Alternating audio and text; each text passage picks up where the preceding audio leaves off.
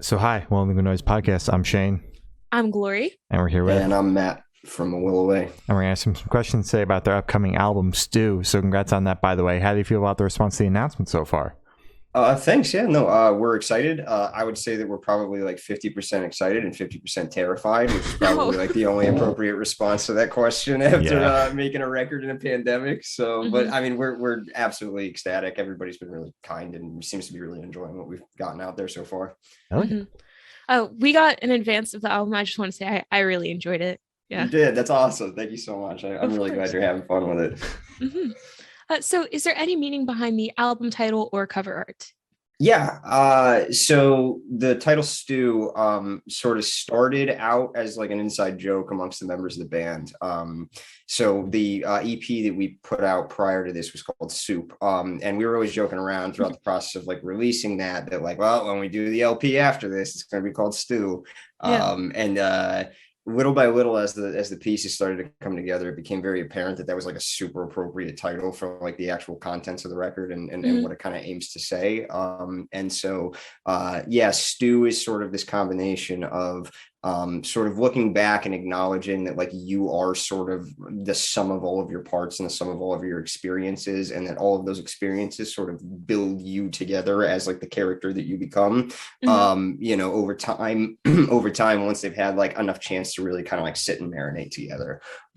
And yeah, I mean the artwork not only sort of does touch on that as sort of a thematic through line, but it also does the same thing by kind of gathering all of the pieces of the artworks that we've done since our 2015 EP Bliss together into this one collage conglomeration, sort of this whole completed picture from all the stuff that's happened since then. Yeah. Oh, yeah. Wow. I really like that a lot. That's Very perfect. cool. So can you tell us a little about your writing process for this album? Yeah, I think it's fairly similar to the writing process for all of our other stuff, but also just ever so slightly different because obviously we had to do a lot of this in the pandemic. And that was a challenge in its own right, I think, because it was the first time that we didn't have the chance to really like go song by song by song and like have the skeleton of the song and play it together in the room all at the same time. I think for the first time we had this sort of big batch of songs that once it was safe for us to get together, we were able to like come together and put them together all at once. So in the one hand, it's like similar. The process for us is pretty simple. I always write sort of the skeleton and guts of the song. I have this really weird, uncanny brain process where like somebody saying a certain phrase in a certain way will like trigger this sort of moment of like, oh, that's a whole song. Now I have to go Yeah. figure out how to write it. Mhm. And then once I kind of get through that process, I share it with the guys, and they more or less give their take on what their parts maybe should be or could be. And we know sort of by the end of that immediate process whether or not there's something there. And it's like if it all comes together really quickly and easily, we know there's a song. And if Mhm. it doesn't, there's really no purpose in forcing it, because it's like if you couldn't vibe with it in the room, it probably isn't going to be a good song for people to vibe with later down the road. Yeah. Oh, Okay, that's interesting. So you said like anything can kind of trigger that process, like, oh shoot, I heard that, now I have to Yeah. write it.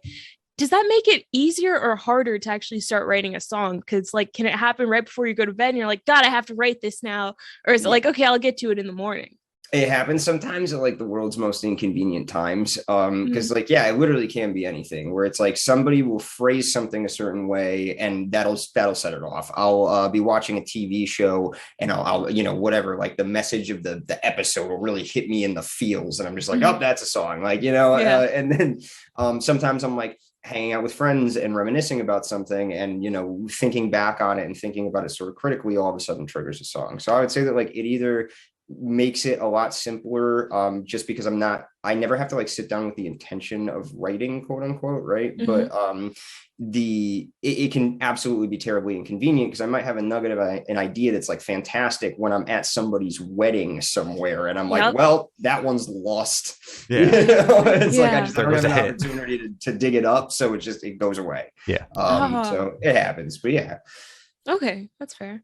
So I want you to tell us your favorite lyric off this record and the meaning behind it. That's a tricky one. There's a lot of lyrics on this record that I'm really, really happy with. I think, geez, um, man, if I had to pick one, I think I could probably pick two if that's allowed. Sure. Sure. So because the first one is a lyric that I'm really, really happy with because it's like I really, really like the meter and the rhyme and sort of the way this rolls off the tongue. It's the line in Spittin' Chicklets, sipping whippets out of whipped cream cans. That just really I remember when that one came together, I was like, oh, I'm pretty proud of that. I think the one that I really liked probably the most in terms of its the way it frames its meaning is the sort of the first chunk of the second verse of the song Hereditary. It's I've got a headache of a good sort. I'll close my eyes and count to 10, then I'll think about Mars and the meat bags we are, even though that wasn't quite my intent. And it's really about sort of on like sort of a gross sense, understanding yourself as like a human being and kind of what that means, like on like a really, minute level, again, just like understanding that like you are an animal, you are a monkey on a rock in space making noise. And I think that, like there's I like the way that that's phrased and came together. Wow. That's very cool. So what song on the album took longest to write, and which one is your personal favorite?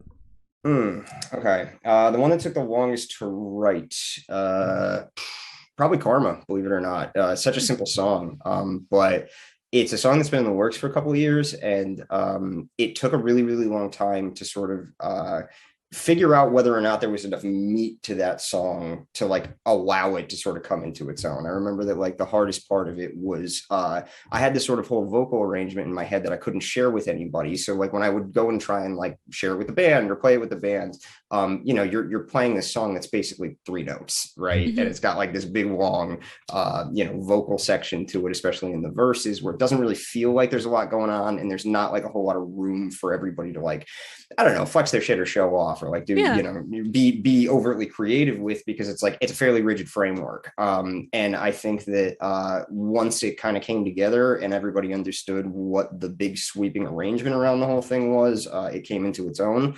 But God, it took literal years to like get that song to the place where it is now. And then my favorite to play is probably Spittin' Chicklets.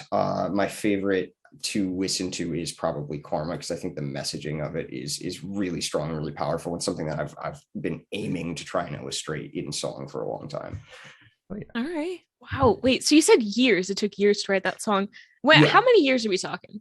3, give or take. 3. I think the nugget of that song came together like right after we finished our LP Here Again, and I remember just every now and then, you know how I was saying earlier that like sometimes if a song doesn't come together quickly, you don't force it. This is like the odd exception to this, because for whatever reason, like every single time I would revisit that song, I would like go to practice with the guys and just be like, can we just like try it one more time, just give it one more time.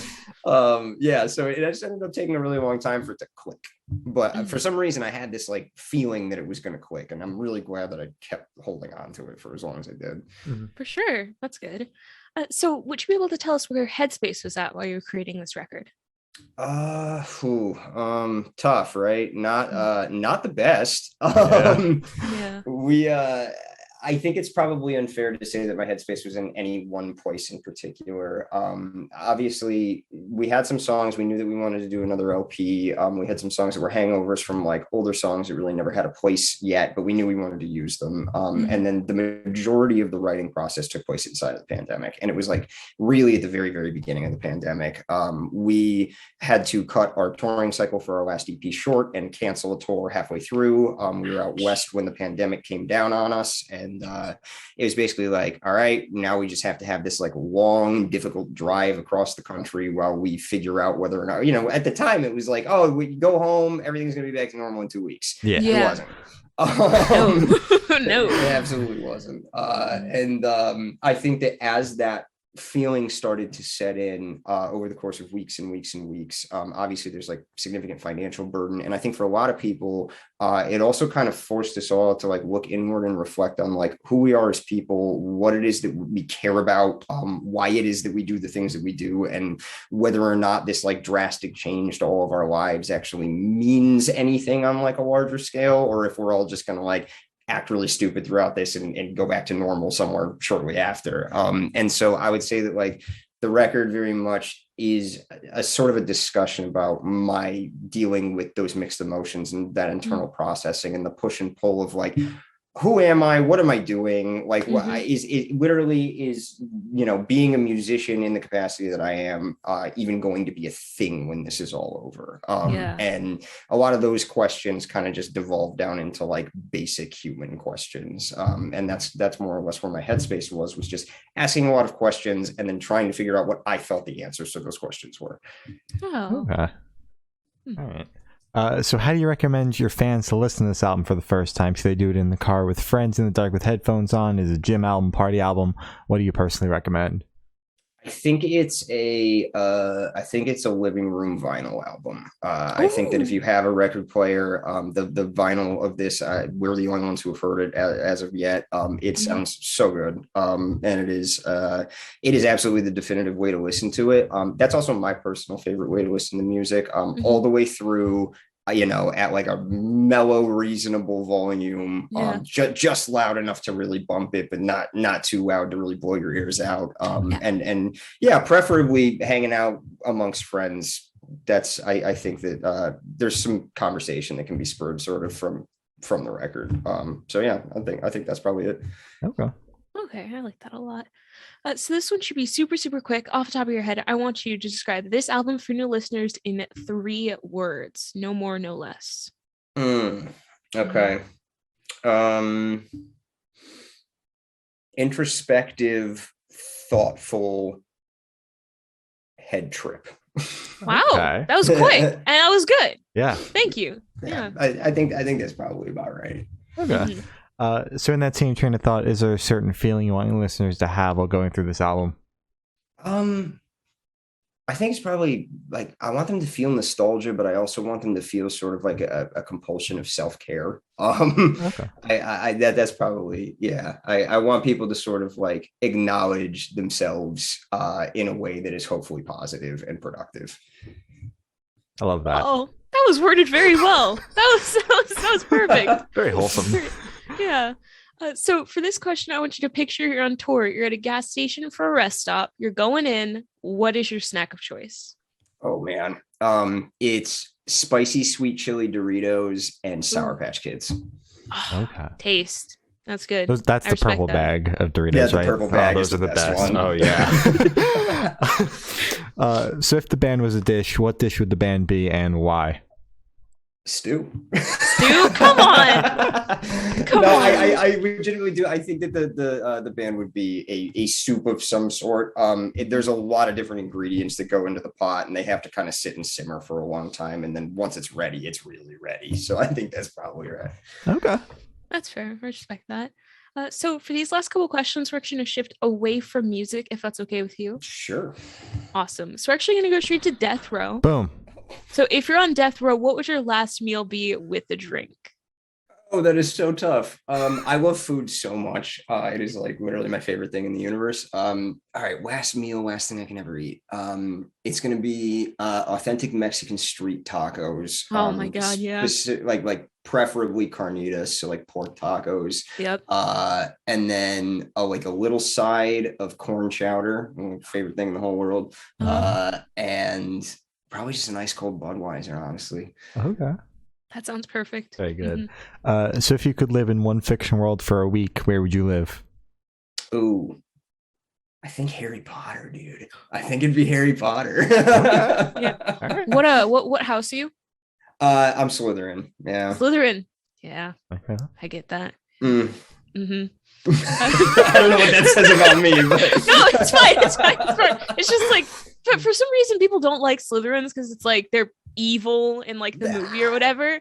But it's like they're not. They're just chaotic neutral. Exactly. They're just ambitious. You know, they go for it. So like, go Slytherins. I mean, I'm a Hufflepuff, so it's like. Makes sense. But, yeah, so I have the honor of asking the last question. Every single person we've spoken to has actually said it is the most important question. Okay. What is your favorite color? Light blue, I think. Yeah, like specifically sort of like slightly darker than baby blue would probably be my favorite color.